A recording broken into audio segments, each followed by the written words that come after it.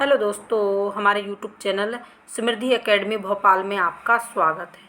प्राथमिक शिक्षक भर्ती 2020 का मामला हाई कोर्ट ने पूछा, ओबीसी के होल्ड किए गए पदों को अनहोल्ड क्यों नहीं किया जा रहा है। तो देखिए पूरी खबर क्या है। यहाँ पर वर्ग 3 से जुड़ी हुई याचिका पर सुनवाई की गई है और साथ में जो पद होल्ड किए गए हैं, देखिए पहले पूरी हम खबर पढ़ लेते हैं।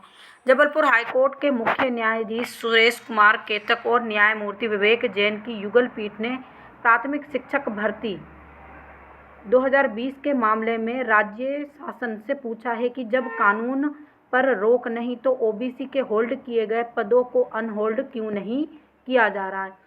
इस सिलसिले में राज्य शासन, स्कूल शिक्षा विभाग व अन्य को नोटिस जारी किए गए हैं। याचिकाकर्ता की ओर से दलील दी गई कि सरकार जिस याचिका के आधार पर ओबीसी वर्ग के होल्ड किए गए पदों पर नियुक्ति नहीं दे रही थी, वह निरस्त हो चुकी है।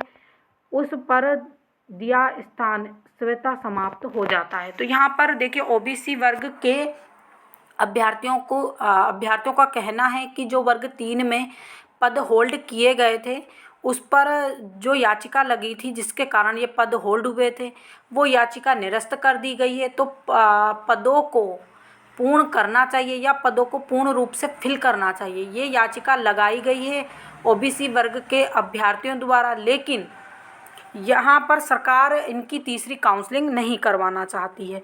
तो यहाँ पर याचिकाकर्ता ने हाई कोर्ट में याचिका लगाई है कि जब पदों से जो याचिका लगी थी वो हटा दी गई है, तो फिर इनको तीसरी काउंसलिंग करवाना चाहिए।